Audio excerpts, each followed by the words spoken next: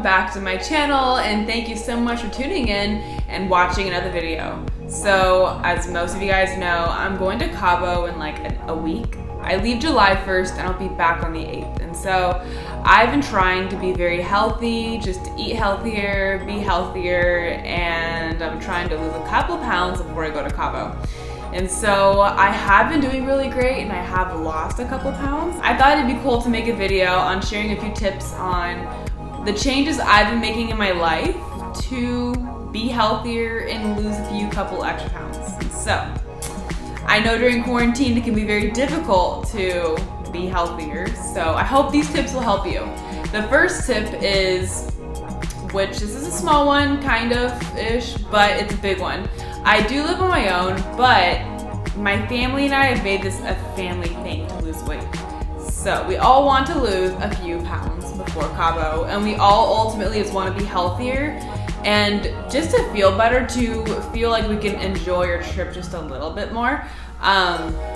There's gonna be so much amazing food, and so we've all made it a goal to lose weight together and to be healthier with each other. The one thing I really love about this is that we're celebrating our wins together. So because we're all trying to lose weight, if I lose only 1 pound, if my dad loses 1 pound, we're all celebrating that 1 pound. Because we're eating healthy all the time, we are also planning out our cheat meals. We plan this cheat meal out at least a week out ahead of time.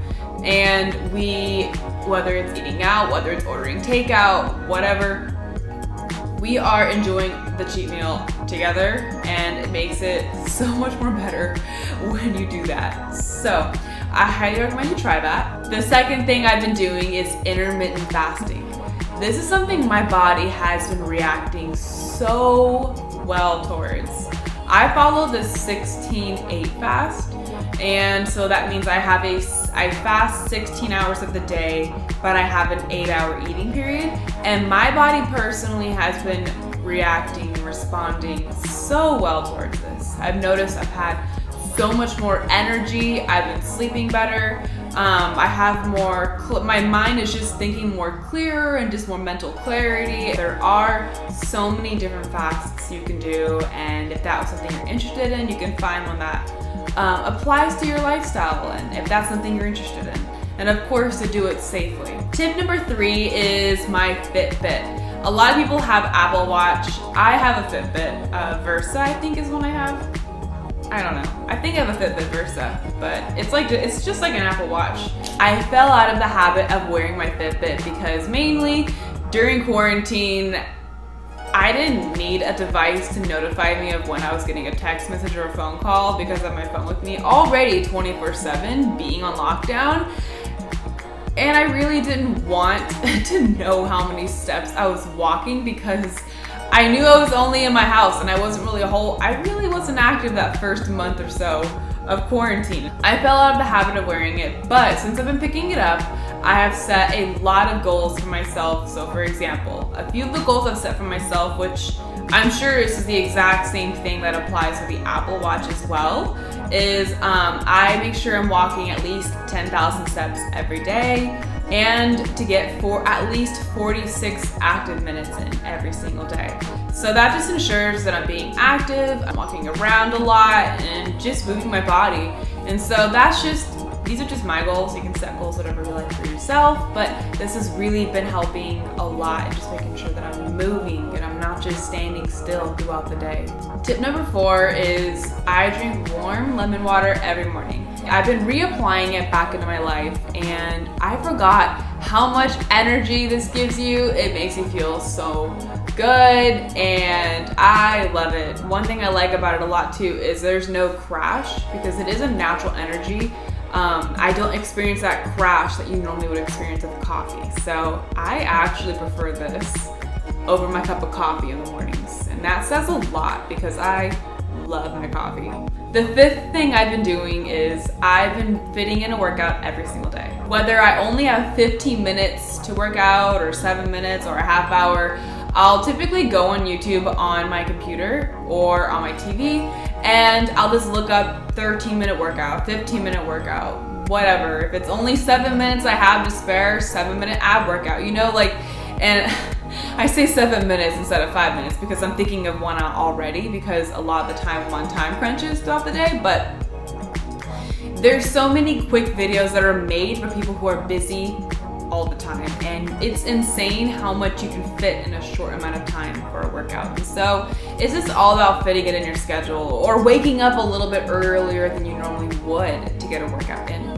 And also at nighttime, I do go for an hour power walk every night. So that's been helping a lot. The sixth thing I've been doing is I've been following keto diet.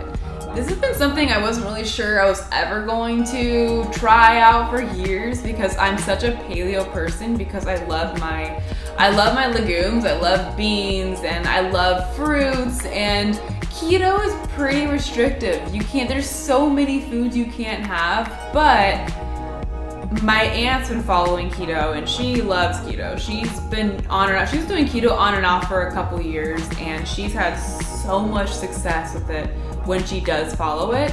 And so I thought I would try it. When I first tried keto, my body reacted very poorly to it. And it's not that my body reacted poorly to it, but basically what keto is, it's a high protein, high fat diet, low carb, and little to no sugar diet. So how your body naturally is that it uses carbohydrates and sugars to produce energy throughout your day, which is why you crave carbohydrates and sugars typically. And so you're, in a sense, retraining your body to use fats as your energy source instead of the carbohydrates and the sugars. So you're retraining your body, which is causing keto flu, which is going to be like flu-like or hangover-like symptoms: headaches, lethargic, exhaustion, body aches.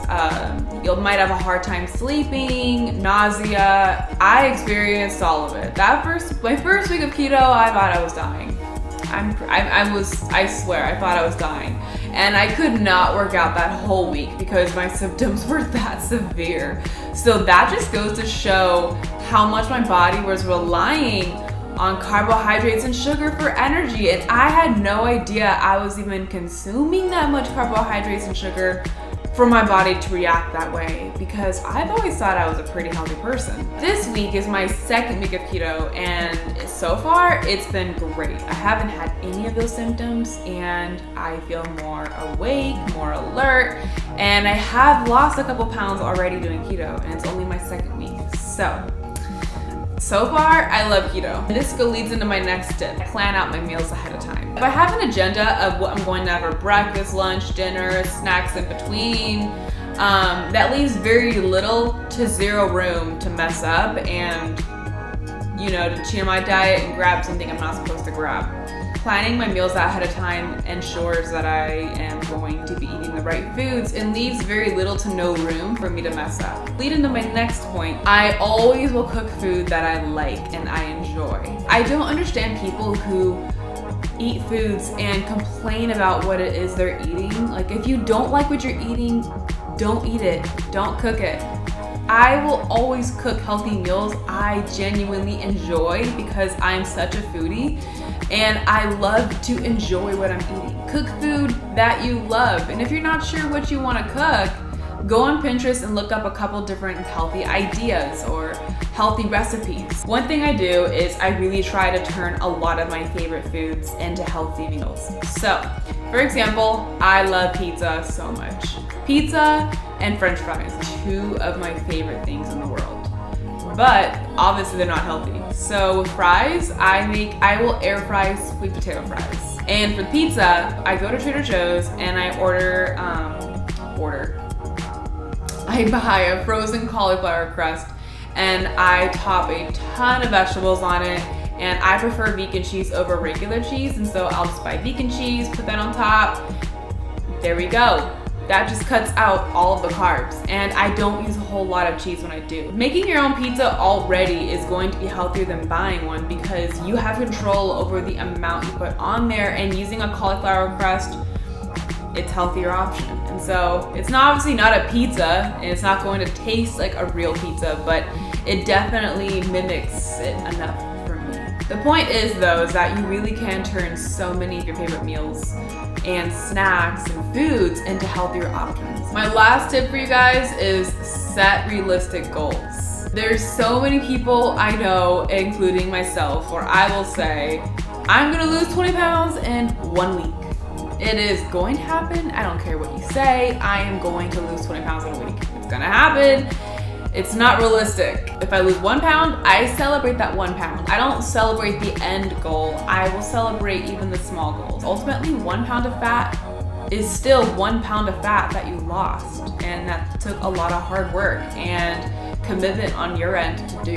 Those are just a few of my tips for you guys, and I hope this video was able to help you guys. If you enjoyed this video, be sure to give it a big thumbs up, and don't forget to comment maybe a few tips that you live and die by when it comes to losing weight, because I always love to read more tips. And if you have not already, don't forget to subscribe and click the bell notification so you are notified of when I post my next video. I'll see you guys next time.